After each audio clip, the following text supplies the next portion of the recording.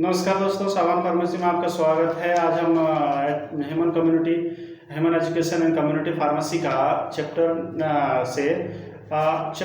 क्या है वो हम बताएंगे। लेकिन आज हम डिजीज़ के बारे में पढ़ेंगे और डिजीज़ के बारे में जानेंगे कि फलेरिया क्या है, ठीक है, और ये कैसे होता है। इसको कहते हैं आर्थ्रोपॉड बॉर्न डिजीज़, ठीक है, यानी कि कोई भी हमारे कीट पतंग से होने वाली जो काट करके जो होता है डिजीज़, उसको हम कहते हैं, ठीक है। तो हम इसमें फलेरिया के बारे में डिस्कशन करेंगे, उसके बारे में हम जानेंगे कि फलेरिया आखिर क्या क्या है। तो फलेरिया को हम हाथी पाँव कहते हैं, ठीक है, यानी कि पैर में एक मच्छर काटने से होता है, या तो फिर क्यूलेक्स ये आपका मक्खी काटने से होता है मेनली। तो फलेरिया का जो कॉजेटिंग एजेंट है तो उसको कहते हैं वुचेरिया बैनक्रॉफ्टी, ठीक है, ये एक प्रकार का हुआ। और दूसरा कहते हैं बैनकोरोटी मलाई, और तीसरा का नाम है बैनकोरोटी टिमोरी, ठीक है। तो इसके filariasis is communicable disease caused by the 3 parasites. मैंने 3 पैरासाइट में क्या बताया, वुचेरिया बैनकोरोटी एंड बैनकोरोटी मलाई और बैनकोरोटी टिमोरी, ठीक है। The symptom of the filariasis are lymphangitis and lymphadeninitis, ठीक है। ये जो सिम्टम्स होते हैं, लक्षण होते हैं फलेरिया के, वो इसमें किसमें ज़्यादा प्रभावित जो अंग होते हैं उसको कहते हैं लिम्फेंजाइटिस। लिम्फेंजाइटिस मतलब लिम्फ नोड में, ठीक है, लिम्फ में जाकर के लिम्फ जो ग्लैंड्स है उसमें जाकर के ये पनपना शुरू होता है, ठीक है। और लिम्फ एडिनाइटिस मतलब होता है लिम्फ नोड्स जो रहते हैं ना, उस नोड्स में जाकर के ये वुचेरिया बैनकोरोटी जाकर के उसमें पनपता है, वहाँ से जाकर के कॉजेटिव एजेंट जाकर के हैच करता है और बॉडी में धीरे धीरे जाना शुरू करता है। जिस अंग पे चला जाता है, ये कैपिलरीज आपको जानता हूँ, आपको जानना होगा, इसके बढ़िया हो वो कैपिलरीज के बारे में, वेन वेन्यूल्स कैपिलरीज और आर्टरी आर्टियोलर्स के बारे में, ठीक है। क्योंकि ये अगर बड़ा वेन में जाता है ना, तो वेन में या तो आर्टरी में जाता है तो वो किसी तरह से निकल जाता है दूसरी जगह।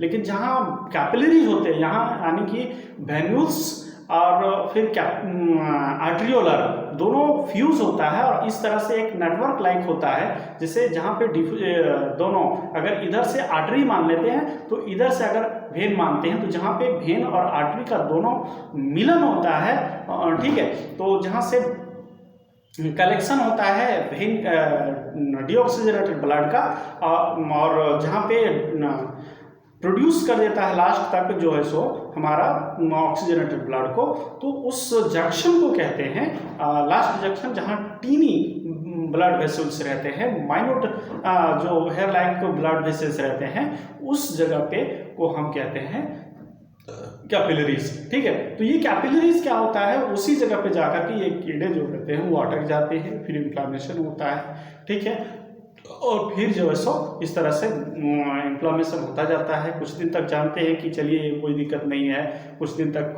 खुला हुआ है, कुछ चोट लगा होगा, इसलिए और खास करके समझ करके छोड़ दिया जाता है। बाद में एक हाथी पाँव बन जाता है, या तो पैर में होता है तो हाथी पाँव कहते हैं, और पैर हाथ में होता है तो हाथी की तरह जो है सो मोटा हो जाता है पैर।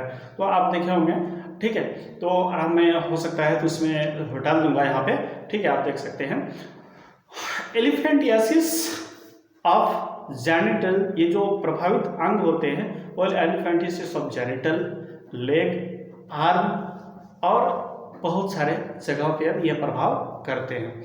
ये जो होते हैं वो पाल्मोनरी इस्नोफिलिया में भी करवाते हैं, मे बी प्रोड्यूसेस, ठीक है। ये पाल्मोनरी इस्नोफिलिया को होता है जो ब्लड सेल्स का कंपोनेंट है, WBC का कंपोनेंट इस्नोफिल, वो इस्नोफिलिया भी करवाता है, यानी इस्नोफिल का जो रेंज है उस रेंज को बढ़ा देना, ठीक है, उसको कहते हैं इस्नोफिलिया, ठीक है। तो वेक्टर ऑफ फिलारियासिस का जो है वेक्टर, उसको हम क्या नाम से जाना जाते हैं, ठीक है। तो वेक्टर ऑफ फिलारियासिस का जो होता है वुचेरिया बैनकोरोटी और क्यूलेक्स है, ठीक है, और वो मक्खी है, और एडिनोफिलिस एंड एडिस मॉस्किटोस, ठीक है, एडिनोफिलिस भी होता है और एडिस मॉस्किटो के कारण से ये होता है हमारा फिलेरिया का बीमारी, ठीक है। या तो उसको काटा, जैसे डंक किया, बाइट किया, काटने के बाद में इस सरफेस के काटा, काटने के बाद में क्या हुआ, तो आपका खून ले लिया, वो चूस लिया, उसके बाद में इसी जगह पे वो अपना पैरासाइट को छोड़ देता है। फिर वो पैरासाइट क्या होता है, धीरे धीरे हमारा बॉडी में जाता है और ब्लड में जाता है, लिम्फ में जाता है, लिम्फ में जाता है ग्रो करता है, वो अपना लाइफ साइकिल को पूरा करता है और फिर वो बॉडी में चला जाता है, हर एक पार्ट में जाता है जहाँ पे ये फंसा। उसके बाद में ये शुरू हो जाता है अपना क्रिया दिखाने के लिए और इस तरह से धीरे धीरे पैर फूलना शुरू हो जाता है।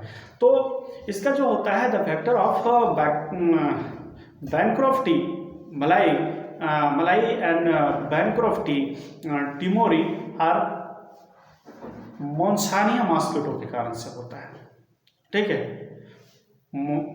मॉन्सोनिया मॉस्किटो के कारण से होता है। एडीज जो मॉस्किटो से एडीज जो फ्लाई से होता है, मक्खी से होता है, उसको होते हैं वुचेरिया बैंक्रॉफ्टी, ठीक है। इसके जो ट्रांसमिशन होते हैं, filariasis is transmitted by the bite of infected vector mosquito, जो इन्फेक्टेड होते हैं, यानी कि जो अपना लाइफ साइकिल को दो होस्ट होते हैं इसमें, आपको बताना मैं भूल गया, इसमें दो होस्ट होते हैं। एक होता है कि ह्यूमन में अगर एक होस्ट कंप्लीट हो उसको कहते हैं ह्यूमन होस्ट, ठीक है। और अगर अपना पैरासाइट में भी एक होस्ट जो अपना तैयार कर ले, जो कीड़े को हैच करके उसके बाद में किसी को बाइट करता है, वो इन्फेक्टेड होता है, ठीक है।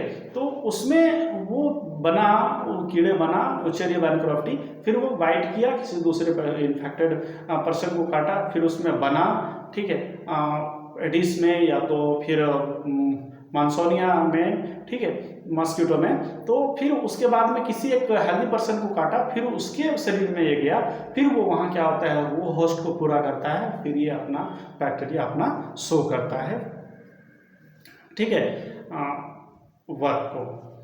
तो इन्फेक्टेड मॉस्किटो जब किसी को काटता है तभी होता है, ठीक है। The parasite are deposited near the site of puncture. ये कहता है, ये मैंने आपको बताया कि जिस समय जिस जगह पे वो काटा, ठीक है, काटने के बाद में जिस जगह पे वो बाइट किया है उसी जगह पे डिपोजिशन करता है, यानी कि वो अपना छोड़ता है, ठीक है, पैरासाइट को। It passes through the skin, skin से पास करके और रिएक्ट कर रीचेज द लिम्फेटिक सिस्टम में। मैंने आपको पहले भी बता दिया कि ये लिम्फेटिक सिस्टम में जाता है, लिम्फेटिक सिस्टम से फिर ये क्या करता है, ये लिम्फेटिक ग्लैंड्स में चला जाते हैं, ठीक है। इसको अगर प्रिवेंशन एंड कंट्रोल के बारे में अगर बात करें कि इसको हम कैसे रोकथाम करें और किसे हम बचें इससे, ठीक है, तो केमोथेरेपी इसको यूज़ किया जाता है। केमोथेरेपी का मतलब केमिकल इस्तेमाल करके इसको इस्तेमाल किया जाता है और ये इसको ठीक किया जाता है। तो इसको हम टैबलेट में अगर बोला जाए तो हाइड्रोजन होता है और वो अलग अलग नॉर्मल वैल्यू इसकी वैल्यूज़ हैं, ठीक है। इसके कैसे देना है नहीं देना है वो आप तो काम नहीं होता है, वो होता है जनरल फिजिशियन और मेडिसिन एमडी मेडिसिन जो रहते हैं, डॉक्टर मेडिसिन होते हैं, वो देते हैं, सजेस्ट करते हैं, वो एमबीबीएस क्वालिफाइड डॉक्टर जो प्रैक्टिशनर हैं, जो रजिस्टर्ड प्रैक्टिशनर हैं, वो इस्तेमाल करते हैं इस दवा को, ठीक है।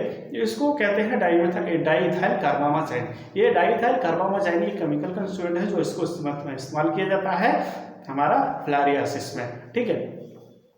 Can be given in the every one and endemic areas those who are microfilaria positive। जो अगर छोटा भी अगर जिसको फिलेरिया पॉजिटिव जिसको निकल गया उसको दिया जाता है, या तो किसी का अगर फिलेरिया है तो उसको प्रिवेंशन के लिए, उसको रोकने के लिए, ताकि ये ज़्यादा दूर तक बढ़े ना।